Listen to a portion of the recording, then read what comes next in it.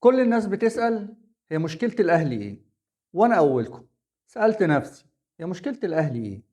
الأهلي عنده كل حاجة، عنده فلوس ملهاش حصر، عنده إدارة، جيل بيسلم جيل، وإدارة بتسلم إدارة، واستقرار. لكن لقيت الأهلي ناقصه حاجة واحدة بس، والحاجة دي موجودة عند المنافس. أنا محمد ثعلب وأنت في دماغ ثعلب. يلا بينا نبدأ.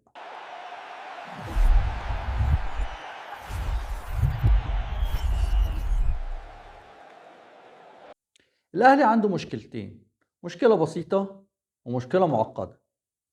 هنبدأ بالمشكلة البسيطة ونثبتها بالأرقام. عشان نفهم الأرقام بتقول إيه لازم نعرف فين قوة النادي الأهلي.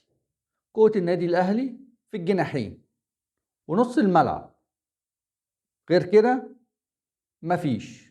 تريزيجيه، زيزو، إمام، مروان، 4 لعيبة. في لعيب بيشيل فرقة وانت عندك 4 نجوم بس ما شالوش حاجة. أي مدرب بيجي بيشوف فين قوة الفريق، بيلاقيها في نص الملعب والجناحات.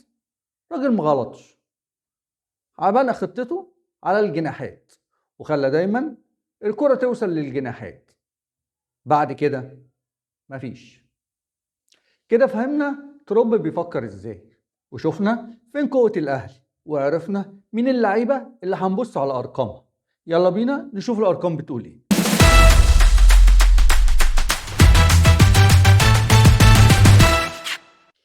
بعد ما جبت داتا المباراة قررت أعمل حاجة غريبة، أحط الأرقام ديت مع المعلومات، مع كل الإحصائيات اللي أنا أخدتها واديتها للذكاء الصناعي، وقلت أشوف هيقول إيه.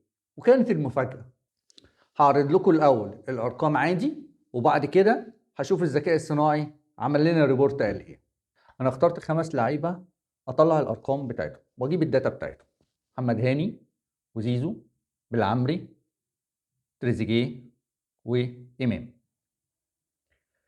طبعا اللعيبة ديت الأرقام بتاعتهم في الحالة الهجومية.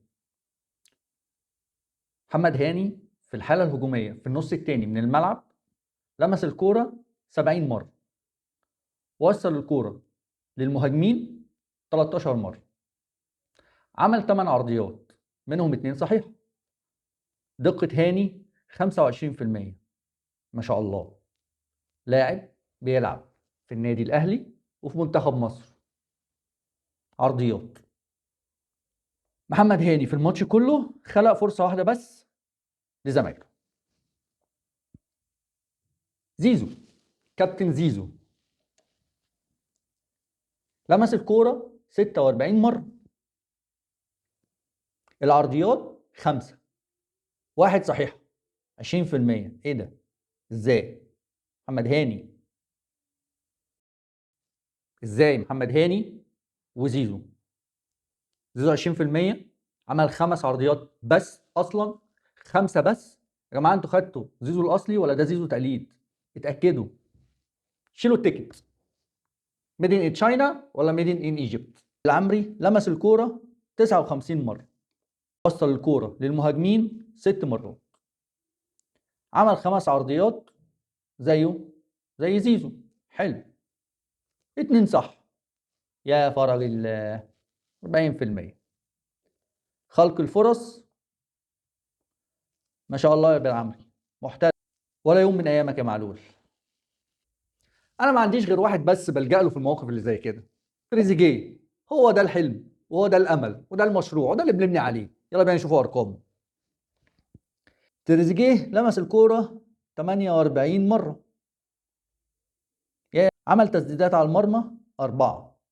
صراحه تريزيجيه الكوره تجيله يشوط بصراحه، بس واحده على المرمى و3 بره. بلاش نحسب الدقه، اكيد انتوا كده فاهمين. خلق الفرص،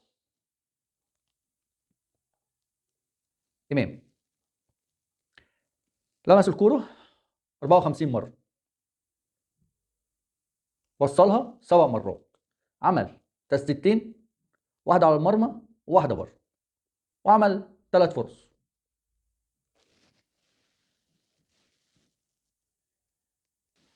طبعا دي ارقام نجوم في النادي الاهلي، احسن نادي في افريقيا، بتلعب في اعلى مستوى، نجوم منتخب مصر، وبتاخد بالملايين، واللي عايز يجدد عقده واللي عايز ياخد فلوس اكتر. عندي لكم مفاجأة من العيار اللي بتحبوه، العيار التقيل. انا خدت ارقامكم وخدت الاستحواذ من المباراة والتحركات، انتوا الخمسة، وكل داتا قدرت اوصل لها ليكم وقدرت اطلعها وقدرت اعملها، وخدتها كده واديتها للاي اي، للذكاء الصناعي. قال فيكم شاعر، يلا بينا نشوف.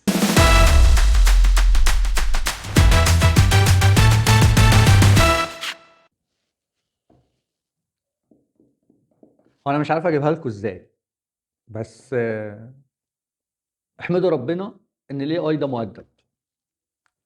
انا كل ما بشوف التقرير اللي هو عامله مش عارف. تعالوا نشوف. بيقول ان القلعة الحمراء تهتز، ارقام لا تصلح للدرجة الثانية. طبعا هو وضح فشل الاستغلال، اجمالي الفرص، دقة العرضيات. عمل حاجة حلوة قوي. تعرف الاي اي قارنك بمين؟ قارنك بلعيبة في الدرجة الثانية، سواء الدوري المحلي او الاوروبي. ما هو هيعمل ايه؟ اقرب ارقام ليكم. قال لك مقارنة صادمة، ارقامها في الدوري المحترفين. معيار لاعب درجة تانية محترف مع متوسط لعيبة الاهلي الجناحين والامام. فاضل ليك عندي رقم هو بقى اللي بيحل كل ده، او الارقام اللي اتقالت بتخدم عليه. استحواذ الاهلي في المباراة وصل ل 64%. المفروض ان الاكس جي بتاعه يجيب هدفين في المباراة. شاط 24 شوطة. المشكلة فين؟ المشكلة في اخر رقم، 0 فرص محققة. ايه يا عم الارقام الكبيرة دي؟ الارقام دي بتبين لك الحقيقة، بتبين لك الصورة، بتبين لك فين المشكلة. المشكلة ان اللعيبة معاها الكورة وبتوصل للأجنحة، بس في الآخر هي مش عارفة تعمل إيه. المدرب مش محضرها تعمل إيه. يا كابتن ترب، موضوع بسيط. طب توصل بالجناحات لحد أول ال 18، قدامك 3 حلول: يا عرضية، يا باك باص، يا اختراق من العمق. واختراق من العمق ده صعبة شوية. تعال نفكر في الحالتين: يا عرضية يا باك باص. انت بتعمل ايه منهم؟ انت قايل للعيبة تعمل ايه؟ عرضية؟ طب هل الجناحات بتخش وعندك راس حربة هو هيدر؟ يبقى فكر في الباك باص. مين احسن واحد يعمله لك؟ تريزيجيه وبالعمري. اشتغل عليها. ابسط محلل اداء عندك ياخد الارقام، شوف اللعيبه مشكلتها فين ونقط الضعف ايه ويشتغل عليها. ودي المشكله الصغيره البسيطه. ندخل على المشكله الكبيره.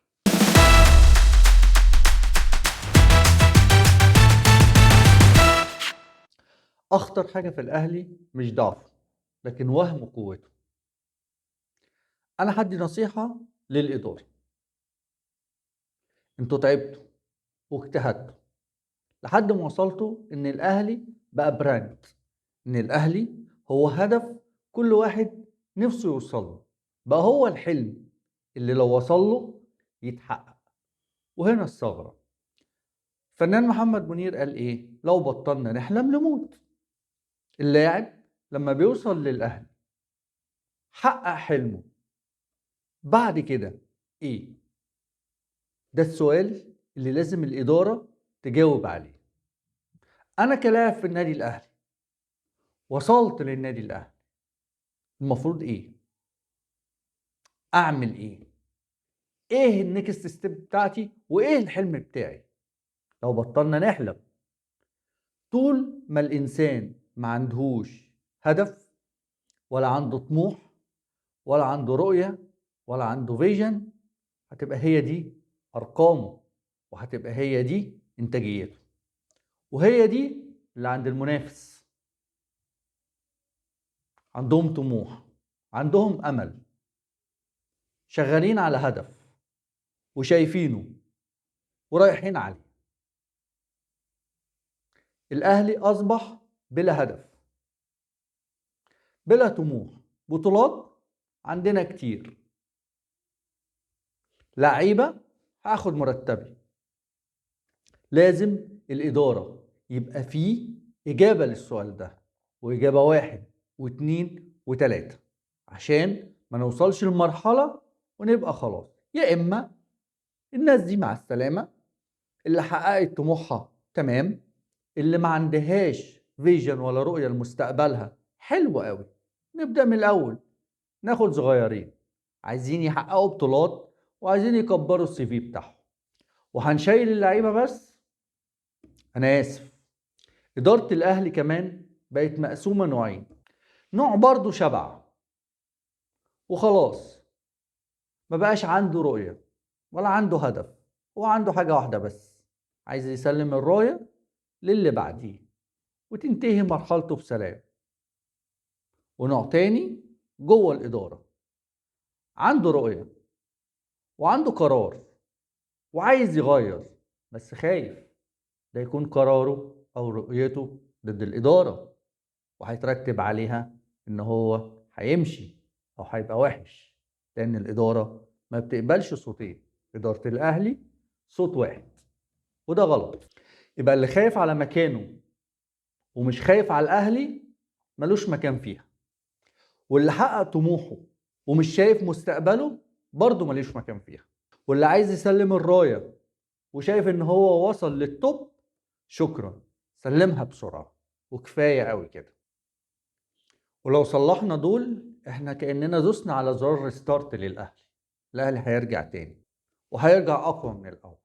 ودي دماغي، دماغ ثعلب. لو عجبك المحتوى لايك وشير واشتراك عشان الفيديو اللي جاي. مع السلامة.